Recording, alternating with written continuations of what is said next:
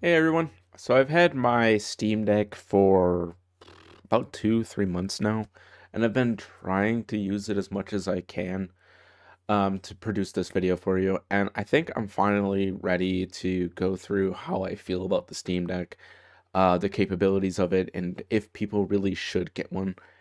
So I just really want to quick. My Steam Deck is also being utilized as a docked PC. I've been using it in my bedroom for a little bit now. I purchased a dock before the official one came out. The one that I have has three USB 3.0 ports and one HDMI out. It also has one USB-C port.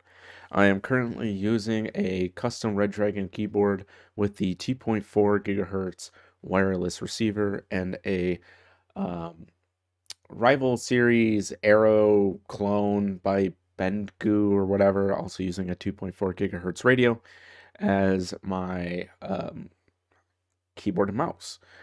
This is also the mouse I use for my main PC, but I also have a backup one for when I'm doing projects like this. This is a Tizarere Pro with custom blue switches. This one has custom Holy Panda switches and custom red switches and a custom Cherry MX Brown switch on the shift key for more competitive style gaming. So I am capturing this through a Elgato HD60 at 1080p. The system does not run at 1080p. The system runs at a lower resolution. This allows some games to run pretty well. This is the second grade model of the Steam Deck. Let me pull that up. Um, Modified with two SD cards. So I have a 1 terabyte SD card that is not compliant with the Steam applications, which means it's not rated for Steam applications. I use this for massive storage and stuff like that. Um, and then I use a 510 for Steam. I don't have the 1 terabyte with me, but I will show off some of the applications and whatnot. So if we go in here, we go to main capture and I bring this over real quick. So this is the Steam Deck. This is what's available. This is a variant of the dock that I am using. It pretty much looks identical to this, but it was a version before it. This was a knockoff or something like that. So let's just show which one. I think I paid less than $89. I think I paid like 50 by now. So I have this version here, the 256 gigabyte NVMe SSD. I got the carrying case and all that, and I have it on my account. So pretty cool. It is pretty quick. But let's go over the technical details really quick while we're here. So this is running an AMD CPU APU, which means it does not have a discrete graphics card from what I understand. This is using a Zen 2 4-core 8-thread at 2.4 to 3.5 gigahertz, depending on the heat. The GPU is the 8 RDNA with 2 CUDA, I almost said CUDAs. CUs running at 1 gigahertz or 1.6 gigahertz, which is pretty decent, 1000 megahertz to 1600 megahertz is pretty good. Just to put that into perspective, Steam Deck GPU equivalent. I believe it's a RX 480 or GTX. Yeah, so GTX 1050 or 950 or so. So it's not like the highest specs ever. The RAM is pretty good. I will say that having 16 gigabytes of onboard RAM has been really nice. This really could have been shaved down to 8 and sold cheaper, but having the 16 really does help. So I have the second model here, which is using PCIe Gen 3 by 4, which is pretty good. And it has a D-pad and full assembly. It has haptics. It's honestly pretty good. It's got gyro, and this is the aspect ratio at 16 by 10, 1280 by 800 pixels. So, it's more resolution than 720p. But honestly, it is worth it. Having that smaller screen is pretty good. 400 nits is not bad. 60 hertz is perfectly fine. That's about 60 frames per second. um, showing on screen. You know, if you go above 60 FPS, you're just really not going to see it. And it uses a 45-watt USB Type-C. So I have a couple qualms with this. I would have liked a secondary Type-C port. Only having one Type-C port on the device means that if that USB port were to get damaged, you can't easily replace it. It's obviously going to be soldered on and things like that. Although Steam seems to be taking it very seriously to support this product and make sure that people are able to use it. It also has the micro SD port, and here's some other information that you might need. So its operating system is SteamOS 3.0, and it is also running a desktop KDE Plasma. I will show that off in this video as well. So let's go ahead and go back to console. So my experience with this so far has been pretty good, honestly. The desktop, support has been pretty good. Yeah, I honestly, I was very surprised by how well this all functioned. The keyboard support is not great. It really wants you to use the dock as it is. So if you're trying to use this big picture mode, as I call it, because that's essentially what it is, you got to use your keyboard and your mouse, and you got to like navigate this in a very strange way, and that can be quite frustrating. But ultimately, it does run things better than I thought. So here, let's run Doom. Let me pull up the see, this is what I'm talking about. You gotta really, there we go. Let's do that. Let's turn off the frame limit. So it gives you a lot of room for checking stuff out and getting really deep, in-depth breakdowns of what's going on. So I am plugged in. I am on a dock. This thing is running pretty cold. And yeah, it wants to use the official layout. This is a touchpad that you use for aiming and your mouse cursor and things like that. I found that I don't really need to use that. The only time I was really using it was playing, oh God, Into the Spire, I believe it's called. It's a card style game. And there are a lot of games that just aren't super supported, and that can be pretty frustrating. So there are some things that you need to take into consideration when deciding to use this. Where's my mouse? I'm gonna go ahead and turn this down quite a bit because I can't hear it anyways. As you can see, it does run really well. Its output looks fine. Again, this is going to be probably outputting at 1080p. You can see it has quite a few CPU cores. Oh, I forgot how long this takes to load. And this is probably loading off of the SD card. But it is really pretty. It looks really good on the Steam Deck itself. I had really no issues playing games as of right now. I have yet to run into anything that was really frustrating. The Steam Cloud link up has been pretty good as well. I had zero issues getting my save games downloaded and things like that. And if you don't know, this game is pretty difficult to run, all things considered. As you can see, this is running not great as of right now. But we can go ahead and go into the settings here, go to video. So it's running at 720p. We could probably turn down the TSA, just put on FXA. Go here. So our first problem, we want to run this in Vulkan.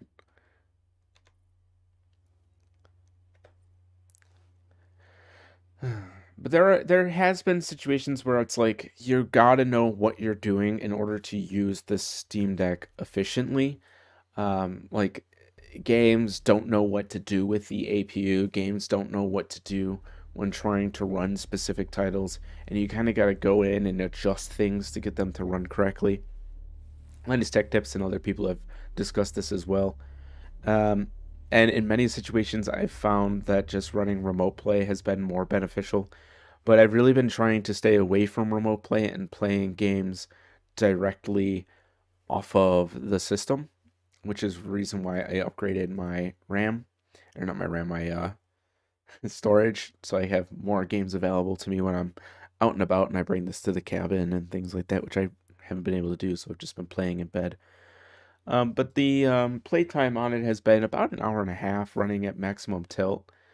So as you can see now we're getting a lot smoother frame rate. We're getting the 30 FPS that you would expect. And it does look and play pretty good. And when you're looking at this on the actual, monitor that it comes with, it's not bad.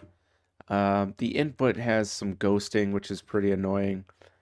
And playing with the joysticks and everything like that can be quite frustrating. It's not something I would really recommend anybody do. But I mean, ultimately, this does look and play pretty good.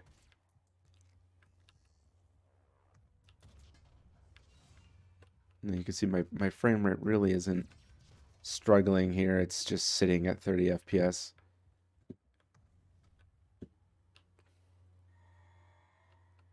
I am getting some like input delay, but I am playing through a capture. I'm not playing off the monitor itself. I have the monitor, I'm sorry, the display turned off on my Steam Deck when I'm in game, when I'm outputting via HDMI.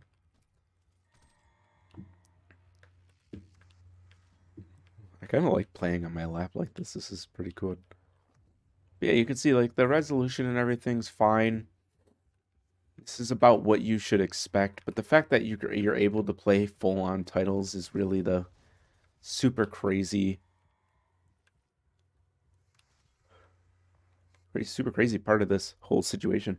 The fact that Steam was able to accomplish this is insane, in my opinion. Obviously, there are other devices that can do this at this point, but one of the real reasons why I really wanted to get a Steam Deck is so I can hang on, let me be Steam button. I can't see it because where my webcam is. Let me Nope, I want that. I want to go to power and switch to desktop. So the system's going to be rebooting now into a desktop window environment. And this is what I really wanted it for. Sadly, as of right now, it seems like it's not working 100% correct, which is super frustrating. Like, this isn't even counted as a window. And yeah, they need to do some work here to get this functioning. But as you can see, there's a whole client side of Windows that you can, or Windows, Plasma here that you can utilize that allows you to update your games and use a basic version of Linux. I actually really quite enjoy this version of Linux. It's really good when it works. It doesn't always work, but you can see I have multimedia and things like that. I have my games folder and everything like that. You can run emulators. Everything's up and running. PCX2, I had issues getting the frame rate dialed in. 3DS ran perfectly fine. PCSX2, again, didn't run right. PSP didn't run right. Switch ran perfectly fine, which is pretty neat. Obviously, I don't want to show people how to do that because Nintendo has been taking people down. But some of the things that I feel like need to be worked on is this. The network environment is not very good. Connecting it up to your PC is pretty annoying. You need Warpinator and Wininator in order to move files around. So if you want to move ROMs and things like that over to your Steam Deck to play, you need to use an application called Warpinator. and Wininator on your PC. Make sure both your PC and your Steam Deck are on the same system in order to properly utilize that. And it's very simple to just go back into gaming mode, which puts it back into handheld mode. So we're going to get a no signal, and it's going to boot back into the Steam Deck. So my final thoughts really are pretty straightforward. I think the Steam Deck really is useful for somebody who wants to get into PC gaming, but also really enjoys something like the Switch. Uh, Hopefully, they would have quite a bit of knowledge on Linux and things like that. Although I found that using the Linux OS as somebody who's not big into Linux, I side boot my PC into Linux and things like that from time to time, just for basic application use, security, and anonymity. Um, so I mean, it really comes down to how you're using your system. The Steam Deck, in my opinion, is just all around a great semi-budget PC-ish system. Um, I've tried using this for Windows update, or not Windows, YouTube uploads. I've tried using this for Discord, which you can do. Common misconception is that you cannot use Discord on your Steam Deck. That is incorrect. You can actually go to the Discord website, log in, set up your microphone and your output to the headphone jack. You will need a splitter in order to use a regular headset. And once you do that, you can stay in the desktop environment and launch a game. From what I've seen, sometimes launching a game can result in issues. Um, but my friends have never noticed when I'm using a Steam Deck. They have never complained about my audio quality, nothing when using the Steam Deck. In fact, I think the audio quality is pretty good. I've had very little bugginess because it seems like the web browser, it's just side-loading everything through the browser. In this case, it's Mozilla Firefox that I installed. Minimizing that and running Discord, I have had no issues. The desktop environment is kind of annoying because you cannot utilize it without getting some form of application that allows you to have an on-screen keyboard. This might already be patched. I haven't seen it. I went to their in-app store, which I can pull up, which is pretty cool, honestly. So if we go back into here and we go back into the desktop environment, if I can't see it again.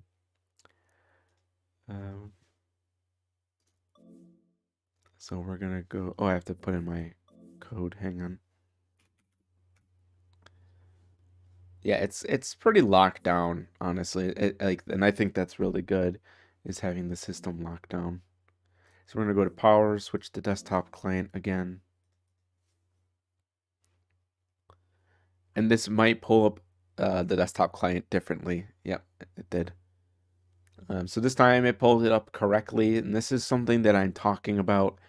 The desktop environment just doesn't load up correctly. And whenever I do a desktop output, I lose my taskbar, which is why this is here. Losing your taskbar is fucking annoying.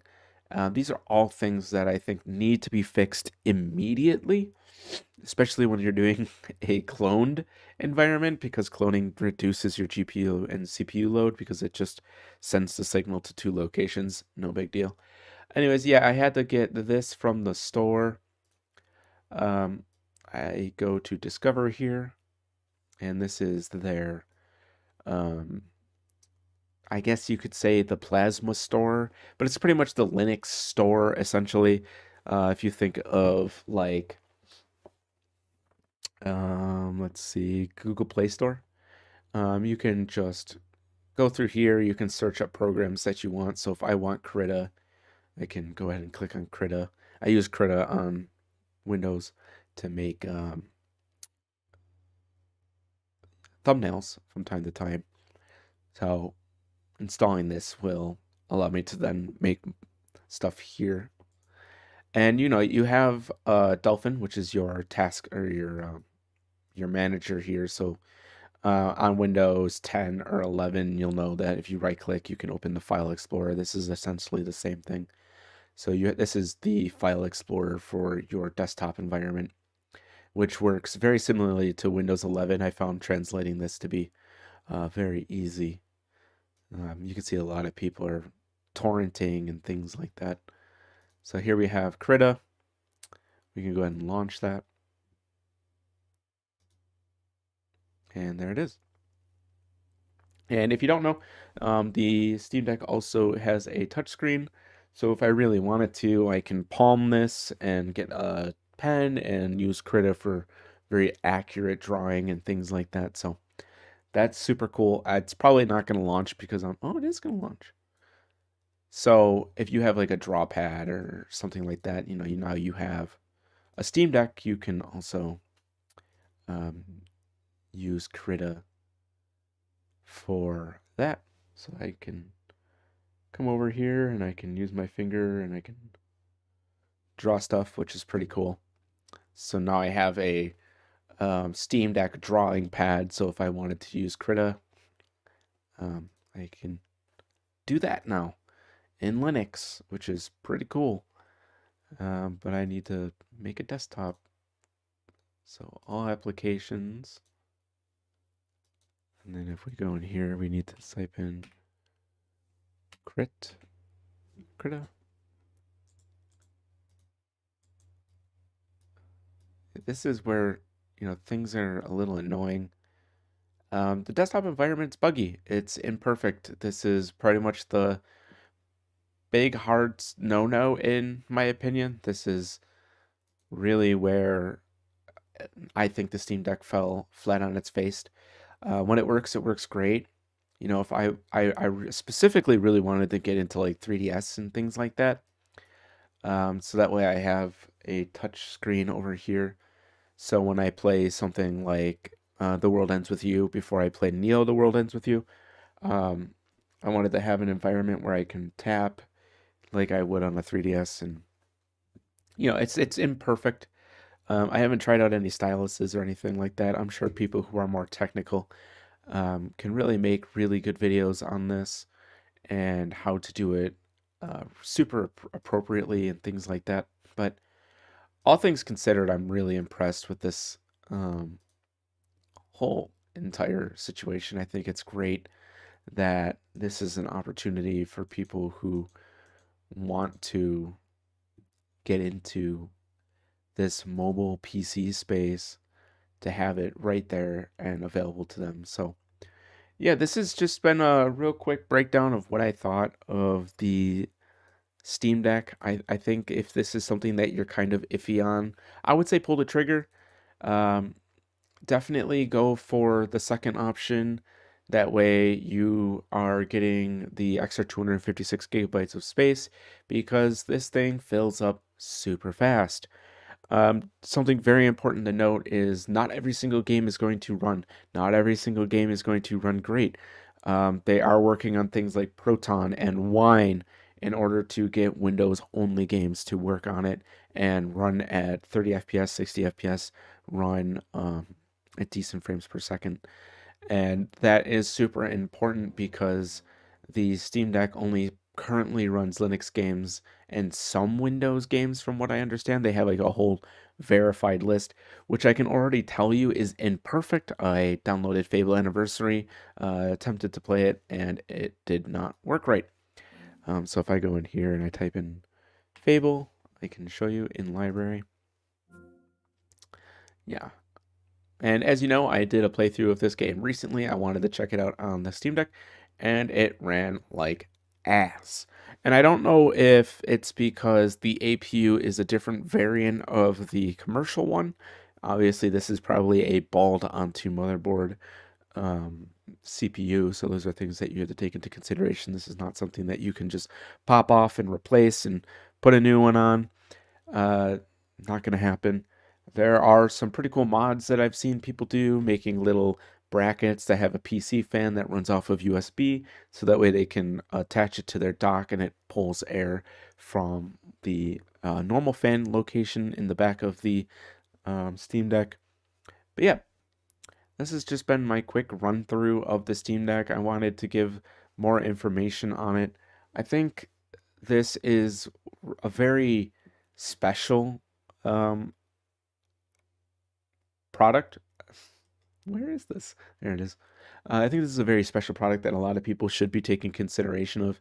I've covered different forms of mobile style gaming on this channel before, including the GameSir X2 Android-based controller that makes your phone pretty much into a Switch. It allows you to access full joystick support, face button support, and things like that, and allows you to use the Steam app for remote play. So it really comes down to what you're looking for and if you already have a system. If you're expecting 4K graphics and the super high end, this is not the system for you. This is definitely more of a 800p 720p system. If you're outputting to a TV, maybe 1080p depending on the title. There are some titles like Doom 2016, Doom Eternal, where you're not going to get that 60 FPS. You're probably going to see 30 FPS. But if that's something that you're fine with, this is an awesome addition to your tool belt. As of right now, I am running this system. I have 3 other PCs in the other room. I have my laptop, which is running a 1660 in it. So I've had quite a few things to compare to. When running and working with the Steam Deck, I ran it against a RX 388 gigabyte that was overclocked. I ran it against a GTX 962 gigabyte, and I ran it against a R9 282 gigabyte. And then I also ran it against a 1660M and my 3080 Ti. From what I saw, the Steam Deck seems to fall right behind my laptop in performance, which is awesome to see because my laptop actually fully supports clamshell mode. Having the Steam remote client available on my laptop means one of my friends could use my laptop while we play Dolphin on the Steam Deck and play Super Smash Brothers 4 controllers because it does have Bluetooth, it does have all of that. So if I were to connect up, say, a Steam Switch Pro controller like this one, or if I were to connect up a PS4 controller like this one, I can use the wireless functionality in order to do that, and I can also use a wired controller like this Razer Wolverine to then have the 3 controllers, 2 inputted via Bluetooth and 1 inputted via a USB. And since I'm using 2.4 gigahertz keyboards, only 2 USB slots can be used up, or I could even go get one of the bundle kits where it uses 1 USB for 2 devices, like a mouse and a keyboard, and that would actually decrease my USB usage on the Steam Deck. The audio is perfectly fine. The haptic feedback is perfectly fine. The USB-C charging is perfectly fine. It seems to have a very good smart indicator to notify the system of when it's fully charged, when to kick off the USB-C charging. And it seems to dial it down to about 55% when sitting on it for, I believe it's 12 hours. So it'll keep the system at 100% for 12 hours, and then if you leave it on the charger, it lets it drain to what I think is 55%. My laptop seems to do the same thing, but it's a setting on the laptop that I had to enable. I also have smart outlets for devices like this. All of my laptops, all of my phones go through a smart outputter that measures the voltage and the amperage and the wattage, and then has a sense in it that when an item is no longer charging, it kicks off that switch, and I can control it using an app. And that's just what I saw from my experiments. It could very well just be my smart chargers. It very well could be the system. So again, take that into consideration when you're looking to purchase a Steam Deck. I think you should get a Steam Deck. Then that's pretty much the end of that. There are a lot of modular parts coming out, so if you want to replace the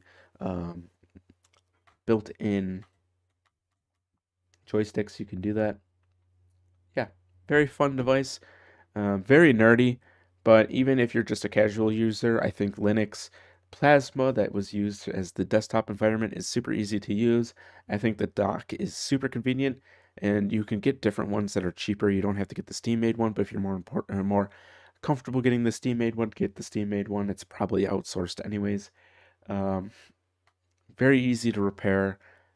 Everything is clipped in very easily. I took this one apart and put it back together just for basic understanding. Initially, I was going to stream that, but I ended up not streaming it because I didn't really feel comfortable putting that kind of stuff out there for somebody who doesn't know what they're doing.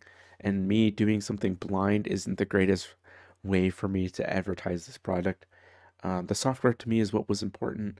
The functionality is what was important to me. And everything I have seen so far has put this into a league of its own, making this a super worthwhile product for emulation fans, for Linux fans, for Steam fans, for people who are on consoles who want to come over to Steam. Um, it's all there. Everything is there and ready to go.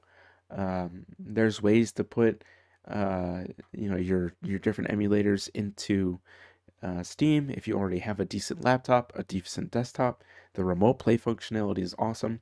I can just pick this up, move it into my basement, connect it up to the TV, and play games with my friends without issue.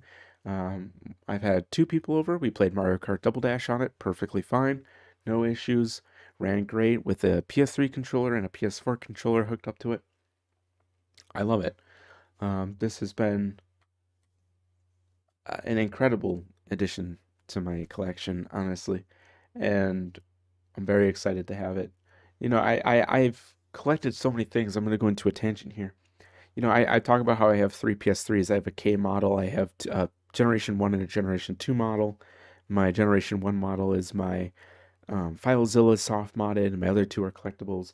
I have 4 Xbox 360s.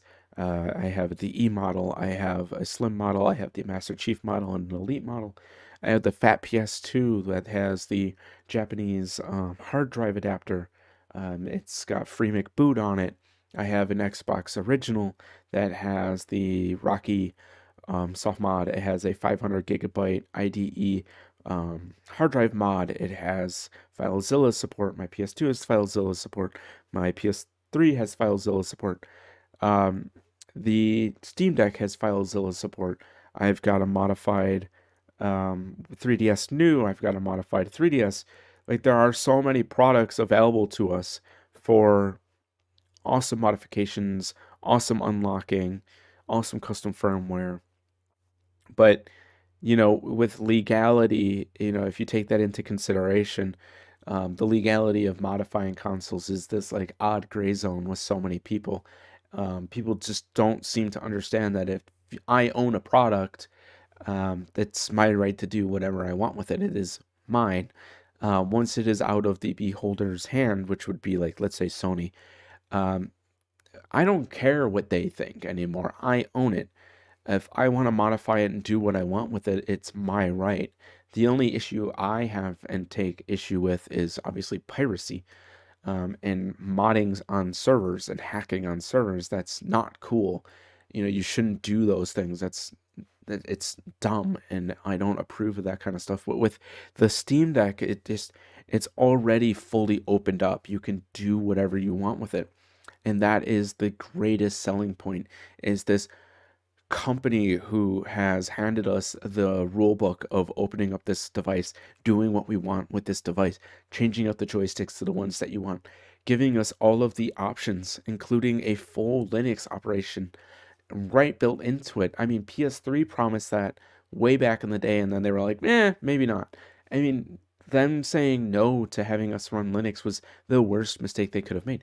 I would have absolutely ran a PS3 forever if they wouldn't have backpedaled. I mean, back in the day, I wasn't even considering buying a PC until they backpedaled on the Linux conversation, and I was like, ooh, and then I bought my first PS3, or my first PC, which was a Core 2 quad and a GTS 6600 running 8 gigabytes of, I believe, DDR2 RAM. I think it might have been DDR3. Um, just really interesting. And then I fell in love with PCs, and here I am. Look in the background. There's PC right there. There's custom stuff all over the place. There's a project I'm working on. There's my Xbox. I have a Zelda Wii U. You know, that's also modified. I have a red Wii in the other room that's also modified. You know, breaking into these systems, quote unquote, and jailbreaking them, which is such a dumb term because as long as you're not doing anything illegal, does not matter, you know. Like discs die, hard drives die, disk drives die, cartridge slots wear out. You know, modifying these systems is important. Modified God of War PS3 over there, Zelda 3DS with a custom screen. You know, like these are all things that you know us in the hardware scene are interested in. So this device really sells it for me. This is everything I believe in. This open source project where Steam is like, you know, you shouldn't do these things, but if you're going to, here's a guide, essentially. Um, this runs Linux, and we're not going to lock you out of it because people are going to get into it anyways. That always happens. You know, you get this super lockdown system, people are going to get into it anyways, unless you're a PSP Vita apparently, or a PS3 TV or PS3. What was it? PS TV. I think those are the only two devices that you can't emulate today. I haven't looked into that. Obviously, with COVID, I'm sure PS Vita has got a lot more broken into as of late, or the PS TV maybe. Um, so yeah, if you were kind of iffy on the Steam Deck, I would definitely say get a Steam Deck. The price is there, the compatibility is there. It's only going to get better. Steam seems really dedicated to supporting this project.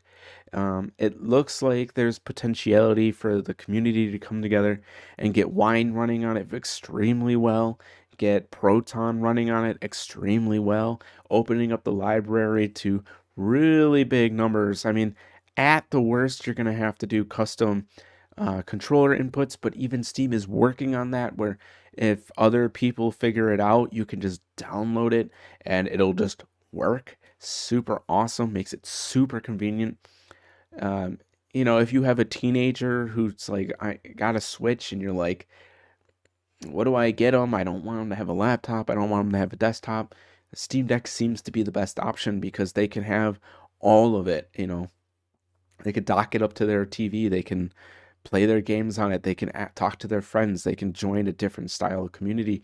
And all the while, they're going to be learning important skills like Linux and file management and optimization and boot sectors and all this other stuff because there is a level of learning curve to using a Steam Deck if you decide to get into the nitty gritty of it and start exploring some of the harder sides of it.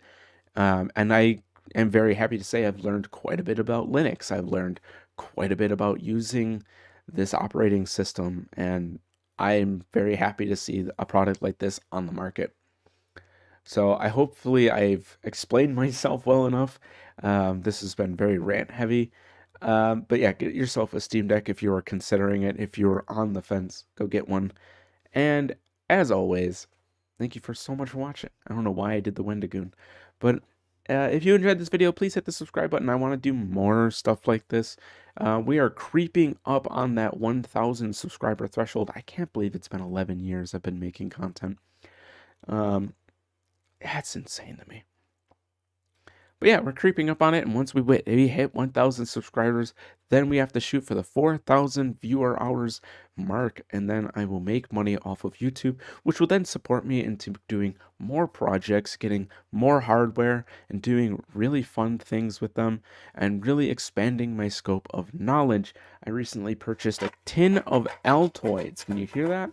And I want to build a super powerful Raspberry Pi Zero running the exact same operating system as the SteamOS, as the Steam Deck. And I think it would be really interesting to do that. And the only way I can do that is with your support. So subscribe, maybe consider watching another video. It will mean everything to me. You have a wonderful day. Bye-bye.